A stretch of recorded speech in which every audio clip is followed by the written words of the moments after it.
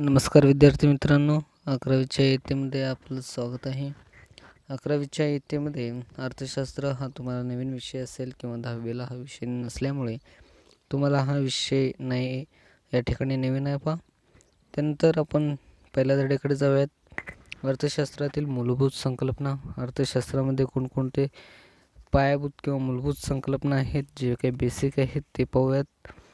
आता यामध्ये खाली मी जो काही परिचय प्रस्तावनासारखं दिलं आहे ते वाचतो.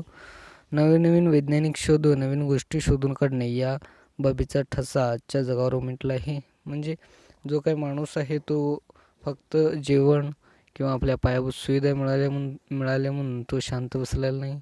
त्यांनी नवीन शोध. आता तुम्हाला जेवायला एवढंच दिलं तर तुम्ही गप्प बसणार आहे का? तुम्हाला पण मोबाईल पाहिजे, गाडी पाहिजे, अशा गोष्टी तुम्हाला पण वाटतात. म्हणजे माणसाला देखील पूर्वी जेव्हा तो जीवन अन्न मिळालं की त्याचं जीवन बस होत होतं, परंतु आता नवीन जगामध्ये नवीन शोधण्यावर देखील कल असतो बा. शास्त्रातील लक्षणीय प्रगतीमुळे शास्त्र म्हणजे नेमके काय? आता शास्त्र म्हणजे नेमकं काय तर खाली दिले पाहूयात आपण. या प्रश्नाचा शोध लावण्याचा आपण प्रयत्न करू लागतो. शास्त्र ही एक पद्धतशीर मांडणीची ज्ञात शाखा आहे पहा. हे आताच्या वाचलेला जो काही सेंटेन्स आहे किंवा लाईन आहे त्याला तुम्ही अंडरलाईन करू शकता. शास्त्र म्हणजे काय? एक पद्धतशीर मांडणीची ज्ञात शाखा आहे पहा. आता शास्त्र म्हणजे तुम्हाला कळलं. आता शास्त्राचे 2 प्रकार पडतात पहा. 2 प्रकारमध्ये नैसर्गिक शास्त्र, सामाजिक शास्त्र. आता नैसर्गिक शास्त्रामध्ये काय, जे काही निसर्गापासून जे काही मिळवले जाते त्याची अभ्यास ज्या ठिकाणी केले जाते त्याला नैसर्गिक शास्त्र म्हणतात. सामाजिक शास्त्रामध्ये उदाहरणार्थ मानसशास्त्र हा देखील तुम्हाला नवीन विषय असेल. हा जो काही मनाचा किंवा सामाजिक किंवा समाजातील विविध घटकांचा अभ्यास करतो त्यावेळेस त्याला समाजशास्त्र म्हणतात पहा. आता पाहूयात. या शास्त्रातील नियमांचा वैश्विक मान्यता आहे आणि या नियमांची सत्यता बंदिस्त प्रयोगशाळात नियंत्रणात पडताळून पाहता येत नाही अशा शास्त्राला पाहता येते अशा शास्त्राला नैसर्गिक शास्त्र म्हणतात. आता तुम्ही नैसर्गिक शास्त्र म्हणजे काय, मी मगाशी सांगितलं, निसर्गाच्या सान्निध्यातून जे काही प्राप्त होतं किंवा या ठिकाणी जे काही व्याख्या दिलेली ते तुम्ही लिहू शकता. नियमांचा वैश्विक मान्यता आहे आणि या नियमांची सत्यता बंदिस्त प्रयोगशाळेत नियंत्रणांतर्गत पडताळून पाहता येते अशा शास्त्राला नैसर्गिक शास्त्र म्हणतात.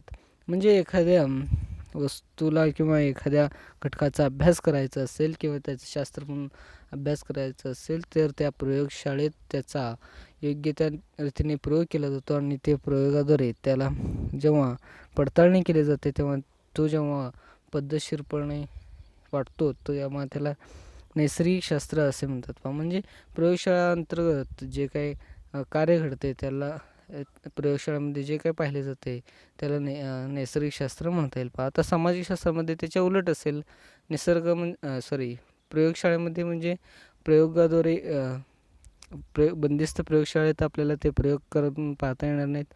उदाहरणार्थ एखादा आता मन कुठं आहे किंवा आत्मा कुठे आहे सांगता येणार नाही आहे का? एखाद्या प्रयोगशाळेमध्ये हे तपासता येणार आहे का? नाही पहा. म्हणजे असे जे काही आता मानसशास्त्र हे तुम्हाला उदाहरण सांगितलं, पुढे आहे ते पाहूयात. तसंच हे प्रयोग व अनुमान यावर आधारित अभ्यासामुळे या मानसशास्त्र तंतोतंत शास्त्र म्हणून ओळखले जाते. आता या मानसशास्त्राला तंतोतंत शाखा म्हणून देखील ओळखले जाते पहा. उदाहरणार्थ गणित, पदार्थविज्ञान, रसायनशास्त्र. आता हे नैसर्गिक शास्त्राचे काही उदाहरण आहेत पहा. त्यानंतर पाहूयात सामाजिक शास्त्र. सामाजिक शास्त्र म्हणजे काय पहा, वर्तणूकशास्त्र किंवा अमूर्त शास्त्र म्हणतात पहा याला. याची व्याख्या पाहूयात. या शास्त्राच्या मानवी वर्तणुकीच्या कोणत्या न कोणत्या पैलूचा अभ्यास केला जातो. आता उदाहरणार्थ पाहूयात. मानसशास्त्र हे मानवी मनांचा वर्तणुकीशी संबंधित ज्ञान देते. मानसशास्त्र हे मानव समूहातील एक घटक असून त्या संदर्भात त्याच्या सामाजिक घटकाबाबत ज्ञान देते. मानवी वर्तणूक ही बंदिस्त प्रयोगशाळेत तपासता येत नाही, तसेच ती नियंत्रित पद्धतीने अभ्यासता येत नाही. सामाजिक शास्त्राच्या नियमांचा वैश्विक मान्यता नसते, मात्र हे नियम मानवी प्रवृत्तीच्या संदर्भाने केलेले सर्वसाधारण विधान आहेत. आता तुम्ही या जो काही पॅरेग्राफ आहे किंवा वरील पूर्ण जो काही पॅरेग्राफ आहे त्याच्यामध्ये काय लक्षात ठेवाल तुम्ही? शास्त्र म्हणजे काय हे लक्षात ठेवा. शास्त्र म्हणजे एक पद्धतशीर मांडणीची ज्ञानशाखा आहे आणि त्याचे दोन भाग पडतात, नैसर्गिक आणि सामाजिक शास्त्र. आता नैसर्गिक शाखाची जर तुम्ही व्याख्या पाठ केली तर त्याच्या उलट साईडला, अपोजिट साईडला तशाच प्रकारे त्याची विरुद्ध क्रिया करून तुम्ही सामाजिक शास्त्राची व्याख्या देखील लक्षात ठेवू शकता आणि त्याची 2 उदाहरणं लिहिली तरी तुम्हाला त्या ठिकाणी मार्क भेटतात पहा. त्यानंतर अर्थशास्त्राचा अर्थ पाहूयात. अर्थशास्त्र हे सामाजिक शास्त्र आहे. बघा, अर्थशास्त्राला देखील एका बंदिस्त प्रयोगशाळेत तपासता येत नाही आणि त्याला नियंत्रण पद्धतीने अभ्यास करता येत नाही. नियमांचा किंवा जो काही शाश्वत मान्यता आहे ती नसते पहा. मात्र हे सर्व जे काही विधाने आहेत हे सामाजिक मानसशास्त्राद्वारे केलेले आहेत पहा. अर्थशास्त्र हा कोणत्या शास्त्रामध्ये मोडतो हा गाळलेल्या जागे वगैरेमध्ये तुम्हाला येऊ शकतं पहा. आता अर्थशास्त्र म्हणजे इकॉनॉमिक्स हा मूळ ग्रीक शब्द आयकोनोमिया यापासून आला आहे. याचा अर्थ कौटुंबिक व्यवस्थापन. आता मूळ जो काय आहे त्याचा ग्रीक शब्दापासून आला आहे, त्याचा अर्थ आयकोनोमिया आहे या ठिकाणी पहा, म्हणजे कौटुंबिक व्यवस्थापन. आता पॉल सेम्युलन्स यांनी अर्थशास्त्राचे वर्णन सामाजिक शास्त्राची राणी असे केले आहे पहा. म्हणजे अर्थशास्त्र जो काय आहे तो सामाजिक शास्त्राचा राणी असे या ठिकाणी हे शास्त्रज्ञांनी केले आहेत पहा. अर्थशास्त्र हे मानवाच्या आर्थिक गुंतवणुकीच्या अभ्यासाशी निगडीत आहे.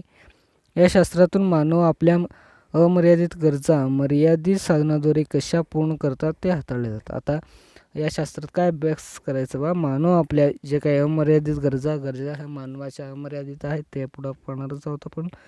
साधनाद्वारे कशा पूर्ण केल्या, कोणत्या साधनाद्वारे कशा पूर्ण केले जातात हे हाताळले जाते पहा या शास्त्रामध्ये. अर्थशास्त्राचे काही प्रसिद्ध व्याख्यांचा अभ्यास करून याविषयी थोडक्यात माहिती मिळवूयात. आपण पाहूयात कौटिल्यांचा अर्थशास्त्रीय दृष्टिकोन पाहूयात. आता कौटिल्य म्हणजे चाणक्य हे आपल्याला माहिती असतील, चंद्रगुप्त मौर्याचे गुरु वगैरे. कौटिल्य यांच्या मते अर्थ म्हणजे संपत्ती आणि शास्त्र म्हणजे विज्ञान. आता जो काही यांनी सोप्या शब्द सांगण्याचा प्रयत्न केला देखील पहा. शास्त्र म्हणजे विज्ञान आणि अर्थ म्हणजे संपत्ती, म्हणजे अर्थशास्त्राची या ठिकाणी त्यांनी जो काही शब्दाद्वारे त्यांनी विभागणी केली पहा, म्हणजे संपत्तीचे संपादन आणि व्यवस्थापन. मूलतः कौटिल्यांचा अर्थशास्त्री हा राजकीय अर्थव्यवस्थेतील व्यापक ग्रंथ आहे. या ग्रंथातून हे या ठिकाणी सांगण्याचा प्रयत्न केला पहा. कौटिल्यांच्या अर्थशास्त्रीय दृष्टिकोनातील महत्त्वाचे मुद्दे आपण लक्षात घेऊयात. कोणकोणते महत्त्वाचे मुद्दे आहेत त्यांच्या अर्थशास्त्राविषयीचे पाहू. सरकार किंवा राज्याची महत्त्वपूर्ण भूमिका, म्हणजे आपल्या अर्थशास्त्रात सरकार आणि राज्याची महत्त्वाची भूमिका असते. आपल्या म्हणण्यापेक्षा असे ते म्हणतात. संपत्ती निर्माण करण्यावर लक्ष केंद्रित करून राज्याचे कल्याण. सुशासनाची कार्यक्षम प्रशासन यंत्रणेची आवश्यकता. अर्थशास्त्रामध्ये राजकीय कल्पनांचे संकलन. आता ह्या गोष्टी जे काही आहेत ते अर्थशास्त्राचे दृष्टिकोनातून मांडले गेले आहेत आणि ह्या देखील जे काही दृष्टिकोन आहेत ते आपल्या आधुनिक म्हणजे आत्ताच्या अर्थव्यवस्थेमध्ये देखील आढळतात पहा. त्यानंतर तुम्हाला माहिती आहे का ते पाहूयात. कौटिल्य हे मौर्य कालखंडातील एक महान राजकारणी, तत्त्वज्ञानी, अर्थशास्त्रज्ञ व राजकीय सल्लागार होते. तसेच त्यांना चाणक्य किंवा विष्णुगुप्त म्हणून ओळखले जाते. हे त्यांची 2 नावं आहेत पहा. अजून हे मौर्य कालखंडातील आहेत, तुम्हाला माहिती असतील, इतिहासामध्ये तुम्ही अभ्यासला असेल त्यांचा. त्यांनी प्राचीन भारतीय अर्थव्यवस्थेवर अर्थशास्त्र हा राजकीय ग्रंथ लिहिला आहे. त्यानंतर पाहूयात आपण ॲडम स्मिथ यांची व्याख्या.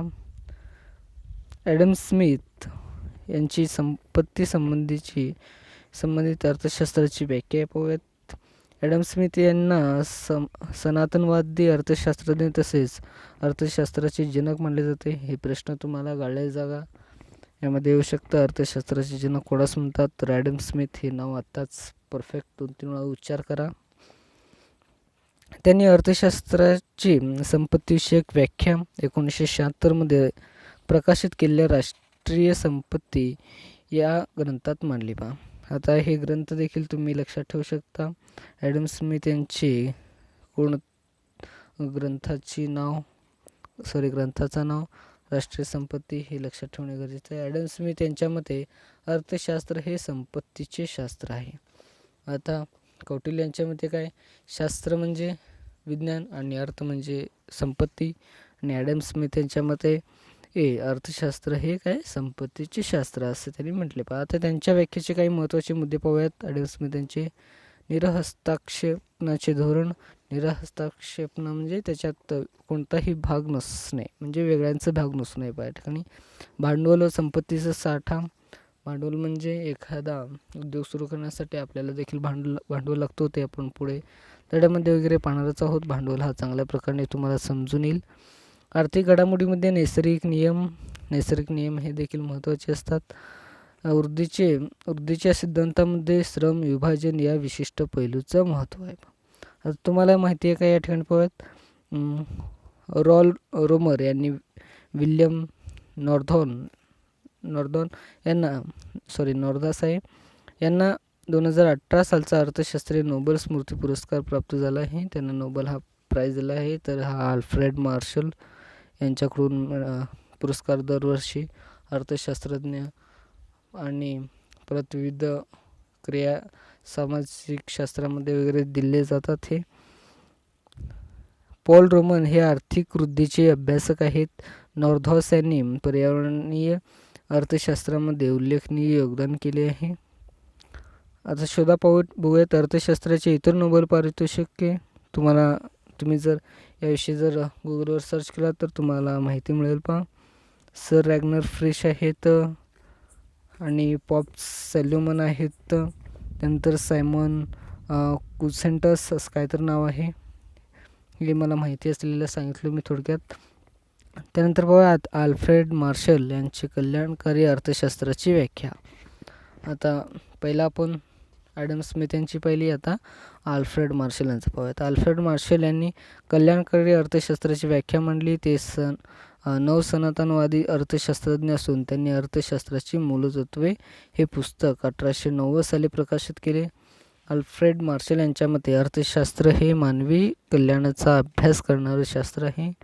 आता अर्थशास्त्र पहिले आपण पाहिलो, ॲडम स्मिथ यांच्या मते अर्थशास्त्र हे संपत्तीचे शास्त्र. तर अल्फ्रेड मार्शल यांची जरा व्याख्या मोठी आहे. या ठिकाणी अर्थशास्त्र हे मानवी कल्याणाचा अभ्यास करणारे शास्त्र आहे. या शास्त्रात प्राप्ती व आवश्यकतेनुसार उपलब्ध साधनांचा पर्याप्त वापर यासंबंधी वैयक्तिक व सामाजिक वर्तणुकीचा अभ्यास केला आहे. त्यानंतर त्यांचे व्याख्याचे महत्त्वाचे मुद्दे पाहूयात. अर्थशास्त्र म्हणजे सामान्य माणसाचा अभ्यास. अर्थशास्त्र म्हणजे आर्थिक वर्तनाचे अभ्यास. अर्थशास्त्र म्हणजे भौतिक कल्याणाचा अभ्यास. आणि अर्थशास्त्र म्हणजे केवळ संपत्तीचा अभ्यास नाही. हे देखील गोष्टी महत्त्वाच्या आहेत. यांनी सांगितलेल्या देखील दृष्टिकोन.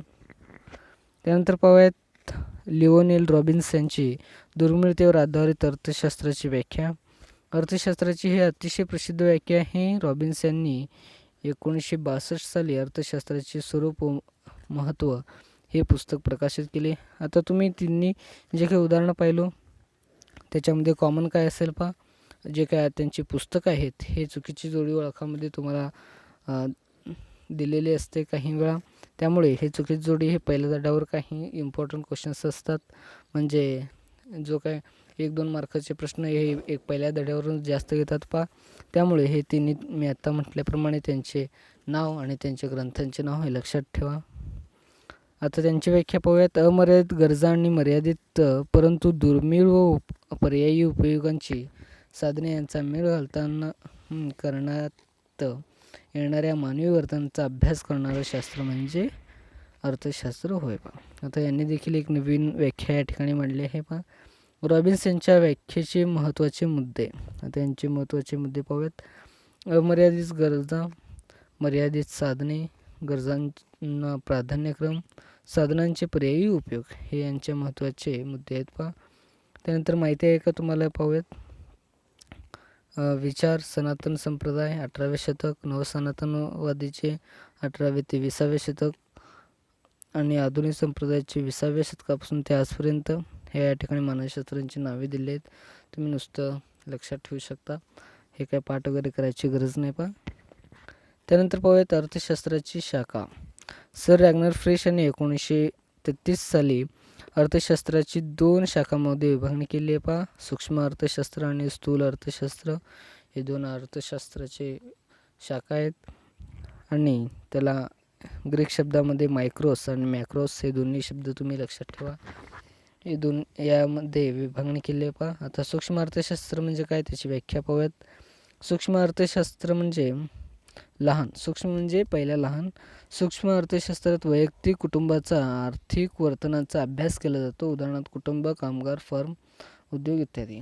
आता सूक्ष्म अर्थशास्त्र म्हणजे तुम्ही एवढंच लक्षात ठेवू शकता, सूक्ष्म अर्थशास्त्रामध्ये वैयक्तिक किंवा आर्थिक घटकांचा अभ्यास या ठिकाणी केला जातो आणि स्थूल अर्थशास्त्रामध्ये एकूण घटकांचा अभ्यास केला जातो. ते पुढे आपण पाहणार आहोत. हे सूक्ष्म अर्थशास्त्राची व्याख्या लक्षात ठेवा. काही वेळा फरक स्पष्टमध्ये करामध्ये स्थूल अर्थशास्त्र आणि सूक्ष्म अर्थशास्त्रामध्ये तुम्हाला व्याख्या काही वेळेस लिहावं लागते. त्यानंतर केनेथ बोल्डिंग यांची सूक्ष्म अर्थशास्त्राविषयी व्याख्या पाहूयात. विशिष्ट उत्पादन संस्था, विशिष्ट कुटुंब, वैयक्तिक किमती, वेतन, उत्पन्न, वैयक्तिक उद्योग आणि विशिष्ट वस्तूंचा अभ्यास करणारे शास्त्र म्हणजे सूक्ष्म अर्थशास्त्र. ही व्याख्या या ठिकाणी खूप मोठी आहे पहा. तुम्ही सूक्ष्म अर्थशास्त्राची जी काही व्याख्या आहे तुम्ही लक्षात ठेवू शकता. हे नुसत्या संदर्भासाठी तुम्ही वापरू शकता. आता सूक्ष्म अर्थशास्त्राचे मूलभूत संकल्पना पाहूयात. 8 मूलभूत संकल्पना आहेत पहा या ठिकाणी. पहिला आहे गरजा. आता गरज म्हणजे तुम्हाला देखील गरजा असतातच. गरजांची वैशिष्ट्ये आणि गरजांचे वर्गीकरण इत्यादी गोष्टी या ठिकाणी पाहूयात. मोजक्या शब्दामध्ये गरजेची व्याख्या करणे कठीण आहे, पण अर्थशास्त्रीय दृष्टिकोनाने समाधानाच्या अभावाची जाणीव म्हणजे गरज होय. आता गरजाची व्याख्या लक्षात ठेवा. समाधानाच्या अभावाची जाणीव म्हणजे जे काय तुम्हाला एखादी गोष्ट मिळाली तर तुम्ही समाधानी बसणार आहे का नाही, पुन्हा एखादी गोष्टीचा तुम्ही आवाहन करणार आहेत पहा. या जाणीवेतून मानव वैयक्तिक गरजा पूर्ण करण्याचा प्रयत्न करतो. आता मानवी गरजा वाढवण्याचे 2 प्रमुख कारणे कोणकोणते ते पाहू. नवीन शोध. आता नवीन एखादी गाडी आली तर तुम्हाला देखील ते गरज वाटतं आणि घ्यावंसं वाटतं. आणि त्यानंतर आहे नवप्रवर्तनामुळे राहणीमानाचा दर्जा सुधारण्याची इच्छा आहे आणि लोकसंख्येत झालेली वाढ आहे. आता लोकसंख्येत वाढ झाल्यामुळे तुम्हाला देखील काही गरज पडते पहा. त्यानंतर आहे गरजांची वैशिष्ट्ये पाहूयात. गरजांचे 5 वैशिष्ट्ये आहेत. अमर्यादित गरजा. अमर्यादित म्हणजे गरजा या मर्यादित नसतात पहा. गरजा पुन्हा पुन्हा निर्माण होत असून त्या कधीही न संपणाऱ्या असतात. एक गरज पूर्ण करेपर्यंत दुसरी गरज निर्माण होते. हे आपल्याला देखील होत असेल कधी कधी शाळेच्या संदर्भामध्ये किंवा वैयक्तिक संदर्भामध्ये. त्यानंतर गरजा या पुनरुद्भव असतात. गरजांचे हे वैशिष्ट्ये पाहतो. हे वैशिष्ट्य तुम्हाला 1, 2, 3 मार्काचे जे काही प्रश्न असतात त्यामध्ये विचारले जाऊ शकतात. हे वैशिष्ट्य लक्षात ठेवा. पहिला आहे अमर्यादित गरजा म्हणजे मर्यादित नाहीत किंवा ते पुन्हा पुन्हा निर्माण होणारे असतात. त्यानंतर दुसरं आहे गरजा या पुनरुद्भवी असतात म्हणजे पुन्हा पुन्हा उद्भवणारे असतात. त्यानंतर गरजा वयानुसार बदलतात. आता वरील जो काही चित्र आहे ते चित्रावरून देखील तुम्ही लक्षात ठेवू शकता आणि खाली जो काही चित्र दिलं आहे याच्यावरून देखील तुम्ही लक्षात ठेवू शकता. म्हणजे चित्र काही वेळेस काय होतं, चित्र आठवल्यावर देखील गरजांची वैशिष्ट्ये देखील काही वेळेस आठवू लागतात. आता तुम्हीच विचार करा की गरजांची काय वैशिष्ट्य असेल, तर गरजा अमर्यादित असतील, काही पुनरुद्भवी असतील, वयानुसार बदलणारे असतील. आता वयानुसार बदलणारे पाहूयात. वेगवेगळ्या गरजा व त्यांच्या समाधानाचे परतत्वे बदलत असते. गरजा या वयानुसार बदलत. तिथं या ठिकाणी 1.5 आकृती दिल्याप्रमाणे गरजा लिंगभेदानुसार बदलतात. गरजा या मुलगा मुलगी किंवा स्त्री पुरुष यांच्या गरजा वेगळ्या असतात. मुलींच्या गरजा वेगळ्या असतात, मुलांच्या वेगळ्या असतात पहा. गरजा पसंती क्रमानुसार बदलतात म्हणजे पसंती आम्ही देखील एखाद्या कपड्याच्या दुकानामध्ये गेलो तर हे पसंत पडलं नाही तर दुसरं घेतो. म्हणजे ते दुसरं जे काही गरज आहे ते पसंतीनुसार बदलत असतात पहा. प्रत्येक व्यक्ती आपापल्या सवयी, आवडीनिवडी आणि पसंतीनुसार गरजांची आवड करतो. त्यानंतर हे गरजा मी मगाशी 5 म्हटलं होतं, या ठिकाणी 7 आहेत पहा. गरजा हवामानानुसार बदलतात. हवामान म्हणजे जे काही ऋतू आहेत किंवा जो काही प्रदेशानुसार देखील काही बदलतात. गरजा या वेगवेगळ्या हवामानानुसार ऋतूनुसार बदलतात असतात. आकृती 1.6 पाहू शकता तुम्ही. त्यानंतर हे 7वा गरजा संस्कृतीनुसार बदलतात. आता संस्कृती म्हणजे एखादा सण वगैरे आला, तर त्यावेळेस तुम्हाला तुमची गरजा वेगळी असते. दिवाळीला फटाके असतात तेच गुढीपाडवाला देखील असतात असं नाही, त्यावेळेस बदलत असते. पहा, या संस्कृतीनुसार बदल असतात.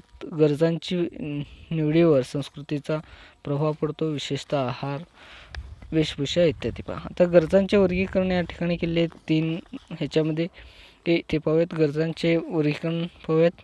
पहिला हे आर्थिक आणि आर्थिकेतर गरजा, वैयक्तिक गरजा आणि सामूहिक गरजा, जीवनावश्यक आणि सुखसोयीच्या किंवा चैनीच्या गरजा आहेत. पहा, आता हे गरजांचे वर्गीकरण या ठिकाणी दिले. पहिला पाहूयात आर्थिक आणि आर्थिकेतर गरजा. आता आर्थिकेतर म्हणजे जो काय अर्थशास्त्र म्हणजे जो काय पैशाशी सोडून देखील काही गरजा असतात, ज्या गरजांनी ज्या गरजांची पूर्तता पैशाच्या सहाय्याने केली जाते त्याला आर्थिक गरजा म्हणतात.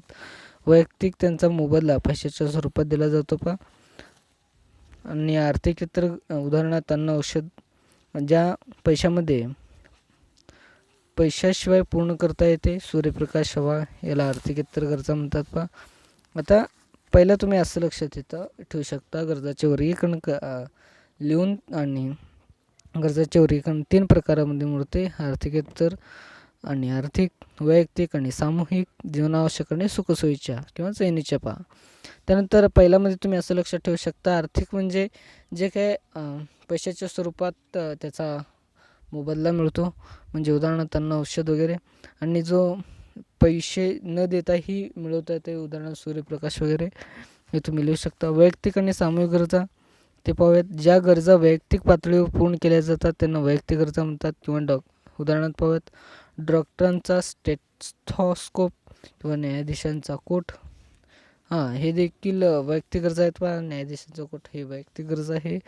आता सामूहिक गरजा म्हणजे रेल्वे प्रवास हे किंवा बस, मंदिर, वाचनालय, हे तुम्ही लक्षात ठेवू शकता. सामूहिक गरज या सामाजिक गरजा आहेत, तेथे गरजांची सामूहिक पूर्तता केली जाते. म्हणजे सामूहिक म्हणजे सर्वांसाठी असतात. आता मंदिर एकट्यासाठी, पुजारीसाठीच नसतो.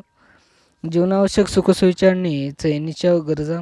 मूलभूत गरजा म्हणजे जीवनावश्यक गरजा होय. उदाहरणार्थ अन्न, वस्त्र, निवारा, शिक्षण हे जीवनावश्यकासाठी महत्त्वाचे असतात. हे मूलभूत गरजा आहेत. पहा, पहिला अन्न, वस्त्र, निवारा होता, आता शिक्षण आणि आरोग्य जोडण्यात आलेलं आहे. ज्या गरजा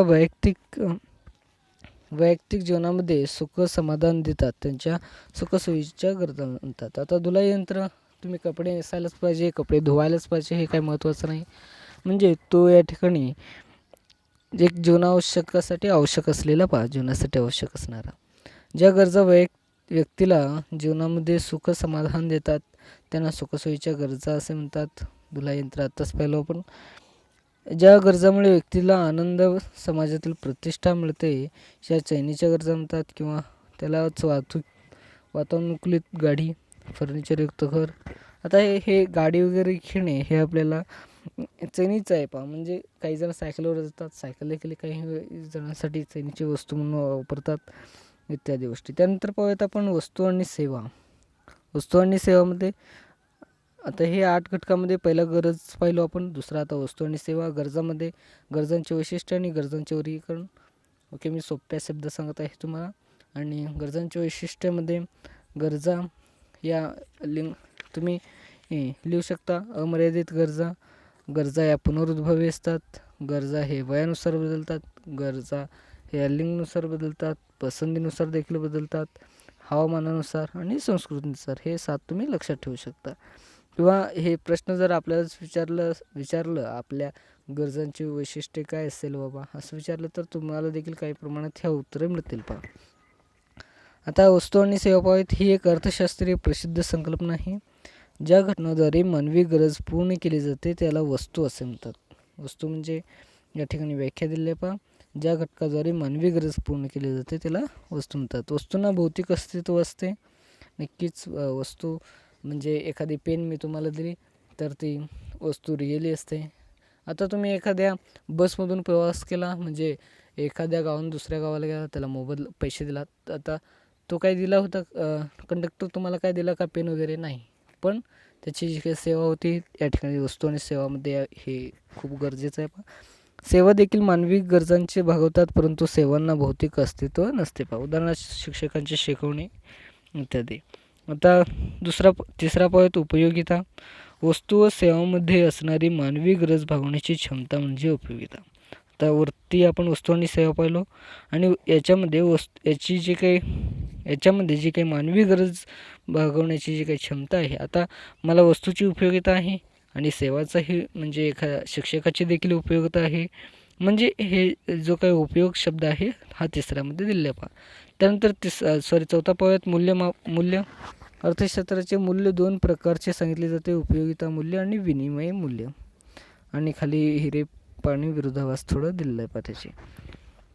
आता उपयोगिता मूल्य पाहूयात. उपयोगिता मूल्य हे एखाद्या वस्तूच्या मूल्याशी संबंधित आहे. सोप्या शब्दात सांगायचं झाल्यास एखाद्या वस्तूशी उपयुक्त म्हणता त्या वस्तूचे उपयोगिता मूल्य म्हणतात.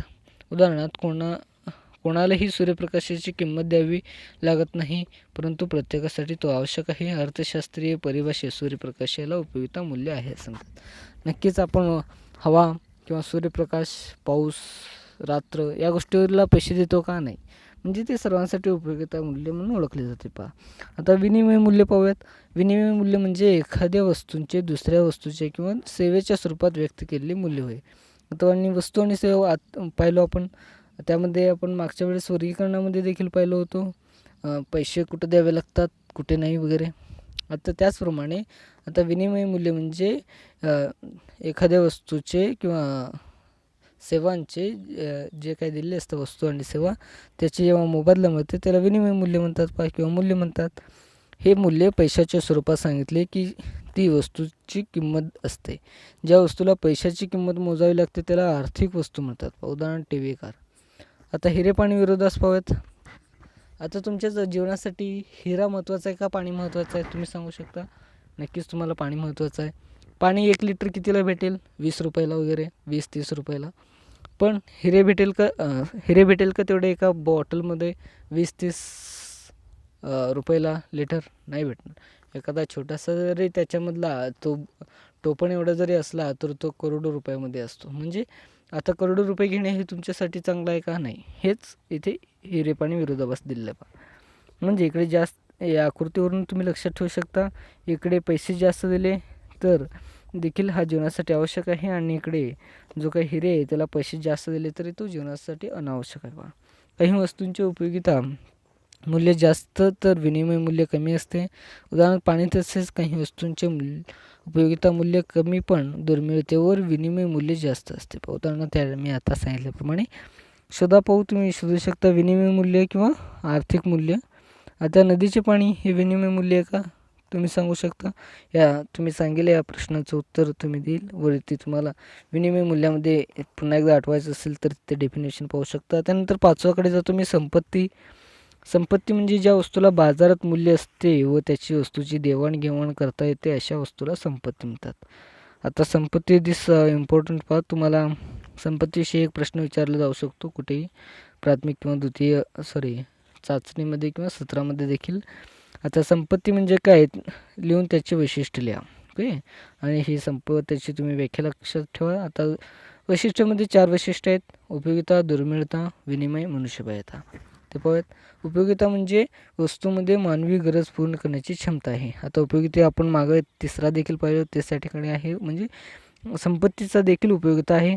दुर्मिळ पाहूयात. म्हणजे मागणीच्या तुलनेत वस्तूचा पुरवठा दुर्मिळ असेल तरच त्याला समावेश संपत्तीचा असतो. सर्व आर्थिक वस्तू हे दुर्मिळ आहे. आता सर्व आर्थिक वस्तू मिळवणे शक्य आहे का? नाही. त्यानंतर आहे विनिमयता. विनिमयता म्हणजे एखाद्या व्यक्तीकडून दुसऱ्या व्यक्तीकडे देवाणघेवाण वगैरे. वस्तूचा विनिमय एका व्यक्तीकडून दुसऱ्या व्यक्तीकडे एका ठिकाणून दुसऱ्या ठिकाणी करता आला पाहिजे. ज्या वस्तू मूर्त असतात तसेच त्यांचेच हस्तांतर एका ठिकाणून दुसऱ्या ठिकाणी होते. उदाहरणार्थ वाहने, दागदागिने इत्यादी. त्यानंतर आपण तुम्हाला विनिमय म्हणजे समजलं असेल. ओके. त्यानंतर आहे मनुष्यबळता. वस्तू ही केवळ मानवी शरीराबाहेर असेल तरच ती हस्तांतरित केली जाते. आता मनुष्यबळता म्हणजे आतमधली किडनी वगैरे तू घे मी घे असं काय करणार आहे का आपण? नाही. म्हणजे ते विकलं जाऊ शकतं पण काही वेळेस तो आपलं हातात आहे का? नाही. म्हणजे रोजच्या जीवनात देखील ते नसतात. मनुष्यबळता म्हणजे मनुष्याच्या शरीराला सोडून जे काही बाह्य गोष्टी आहेत ते पहा. हे बाह्य त्याच्या बाह्य आणि वैयक्तिक गुणधर्माद्वारे झाले पाहिजे. उदाहरणार्थ पिशवी, खुर्ची इत्यादी. तुम्हाला माहिती आहे का या ठिकाणी पाहूयात. जन्मजात मिळवणाऱ्या गुणवत्तेला समावेश संपत्ती होत नाही. उदाहरणार्थ सौंदर्य, आवाज इत्यादी हे एका व्यक्तीकडून दुसऱ्या व्यक्तीकडे हस्तांतरण करता येत नाही. आता एखाद्या व्यक्तीकडून आता आता या ठिकाणी मनुष्यबाह्यता दिल्याप्रमाणे आता मनुष्यबाह्य देखील असू शकतात. जो काही सौंदर्य आहे, आवाज आहे, हे जे काही गोष्टी आहेत ते दुसऱ्या व्यक्तीला देता येतात का? नाही, हे जन्मजात तुम्हाला देखील मिळालेले असतात. उदाहरणार्थ करून पहा. भौतिक हस्तांतरण क्षमता व मालकी हस्तांतरण क्षमतेनुसार वस्तूची यादी करा. आता तुम्ही मालकी म्हणजे एखाद्याचा हक्क आहे, भौतिक म्हणजे ज्या भौतिक सुविधा आहेत यांचं वर्गीकरणाची तुम्ही यादी करू शकता. पहा आता भौतिक आणि मालकी हस्तांतरण तुम्हाला पाहिजे असेल तर व्याख्या या ठिकाणी खाली दिलेली आहे. मी वाचत नाही. ओके, तुम्ही ते वाचून यादी तयारी करू शकता. पहा त्यानंतर हे वैयक्तिक उत्पन्न. व्यक्तीला त्याच्या सर्व स्रोताकडून मोबदला मिळणारे मोबदले म्हणजे त्याचे वैयक्तिक उत्पन्न. आता वैयक्तिक उत्पन्न म्हणजे तुम्ही एखाद्या कंपनीत काम करता, त्याच्यातून पैसे घेता, म्हणजे हे तुमचं वैयक्तिक उत्पन्न. पहा ओके, एवढेच तुम्ही लक्षात ठेवलं तरी चालेल किंवा उदाहरणाद्वारे लिहिलं तरी चालेल. वैयक्तिक वैशक्य उत्पन्न. वैयक्तिक शक्य उत्पन्न म्हणजे आता मी शिक्षक आहे, मी शिकून पगार वगैरे घेतो आणि पगार घेतल्यावर मला टॅक्स भरलं जातं. ते आपोआप टॅक्स कट होऊन गेलेलं असतं आणि ते आपल्याला दिसतं का? नाही. तुम्ही एखादा कोलगेट घेतला, त्यामध्ये टॅक्स किती असतं म्हणजे हे तुम्हाला माहिती आहे का? नाही, पण टॅक्स गेलेलं असतं. आता वैयक्तिक वैशक्य उत्पन्न म्हणजे तुमचा वैयक्तिक उत्पन्नातील असा भाग जो प्रत्यक्ष कर म्हणजे उत्पन्न कर म्हणून पाठवला जातो. पहा वैयक्तिक संपत्ती कर इत्यादी भरल्यानंतर उरतो त्याला वैयक्तिक वैशक्य उत्पन्न कर म्हणतात. पहा आता मी कर भरलो, त्याच्यातून मला पैसे जे रिटर्न आले, कर भरल्यानंतर जे काय राहिलेले आले, ते जेव्हा मी त्याला वैयक्तिक वैशक्य उत्पन्न म्हणतो. पहा वैयक्तिक उत्पन्नामध्ये काही कर भरले जाते आणि वैयक्तिक वैशक्य उत्पन्नामध्ये कर भरून उरल्यावर आपले जो पैसे जेव्हा येतात त्याला वैयक्तिक वैशक्य उत्पन्न असे म्हणतात. पहा त्यानंतर माहिती आहे का तुम्हाला हे पाहूयात किंवा माहिती हवी तुम्हाला. उत्पादनाचे खालील प्रकारे विविध प्रकार पडतात. पहा या ठिकाणी उत्पादनाचे प्रकार पाहूयात पटपट. ओके, स्थिर उत्पन्न म्हणजे विशिष्ट कालावधीत स्थिर असणारे उत्पन्न, उदाहरणार्थ भांडे. अस्थिर उत्पन्न म्हणजे विविध कालावधीत अस्थिर असणारे, उदाहरणार्थ नफा, तोटा किंवा ऋणात्मक व शून्य असतो कधीकधी. पैशातील उत्पन्न जे उत्पन्न पैशाच्या चलनात प्राप्त होते त्याला पैशाचे उत्पन्न किंवा मौद्रिक उत्पन्न म्हणतात. उदाहरणार्थ 5,000 रुपये उत्पन्न. वास्तव उत्पन्न म्हणजे प्रत्यक्ष खर्च करण्यायोग्य उत्पन्न, उदाहरणार्थ पैशाच्या मोबदल्यात वस्तूची खरेदी. करारात्मक उत्पन्न हे विशिष्ट नियम व शर्तीनुसार मिळणारे उत्पन्न, उदाहरणार्थ खंड, मजुरी. आता मजुरीमध्ये एक दिवस तू काम कर, तुला एवढे पैसे दिले, हे करारानुसार देखील केलं जातं. म्हणजे या ठिकाणी याच्यामध्ये मोडतो. पहा उर्वरित उत्पन्न. उत्पन्नातील घटकाचा सर्व मोबदले दिल्यानंतर शिल्लक राहणारे उत्पन्न म्हणजे उर्वरित. अर्जित उत्पन्न म्हणजे उत्पादन प्रक्रियेत सहभागी झाल्यानंतर मिळणाऱ्या उत्पन्नास अर्जित उत्पन्न म्हणतात. उदाहरणार्थ खंड, वेतन, व्याज, नफा इत्यादी. अनर्जित उत्पन्न म्हणजे कोणत्याही उत्पादन प्रक्रियेत सहभागी न होता इतर मार्गाने प्राप्त होणारी उत्पन्न. आता लॉटरी, हे तुम्हाला माहिती असेल, लॉटरी हा शब्द तुमच्या परिचितला आहे. अनपेक्षित लाभ. त्यानंतर आठवा पाहूयात आपण आर्थिक क्रिया. ओके, आर्थिक क्रियाचे वर्गीकरण 4 प्रकारे केले जाते, ज्यामध्ये उत्पादन, वितरण व विनिमय आणि उपभोग यांचा समावेश होतो.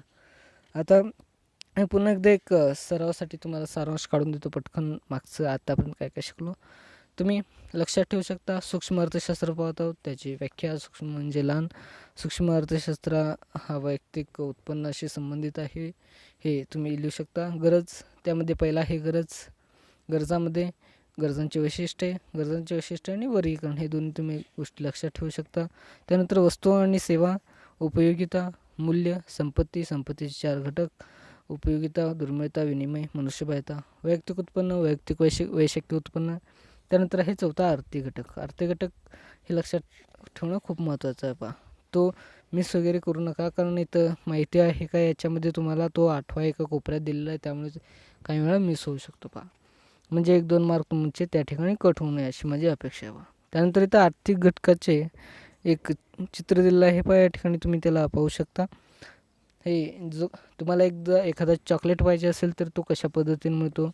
आता तो पहिल्यांदा तयार होतो, त्यानंतर इथं गाडीमध्ये येत असलेला दाखवतो, म्हणजे तयार होऊन तो एका दुकानदाराकडे वगैरे येतो. दुकानदाराकडून तुम्ही पैसे घेऊन वगैरे देता. म्हणजे ही एवढी मोठी प्रोसेस असते बा. मोठी म्हणजे 4 घटकांमध्ये विभागणी करण्यात आली बा.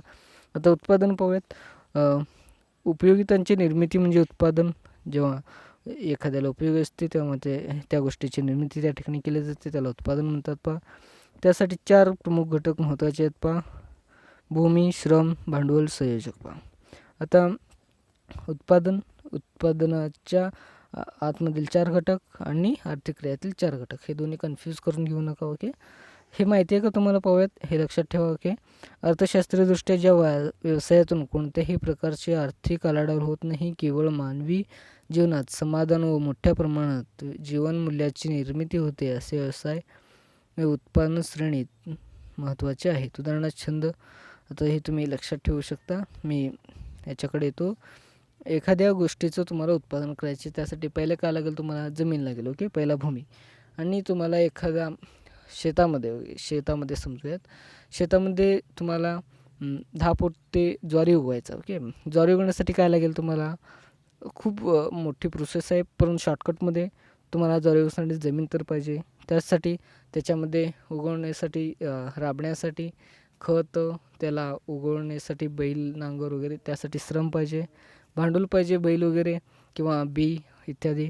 त्यानंतर संयोजकामध्ये हा महत्त्वाचा आहे, तुम्ही त्या ठिकाणी पैसे घालायला पाहिजे. पैसे हे खूप महत्त्वाचे असतात.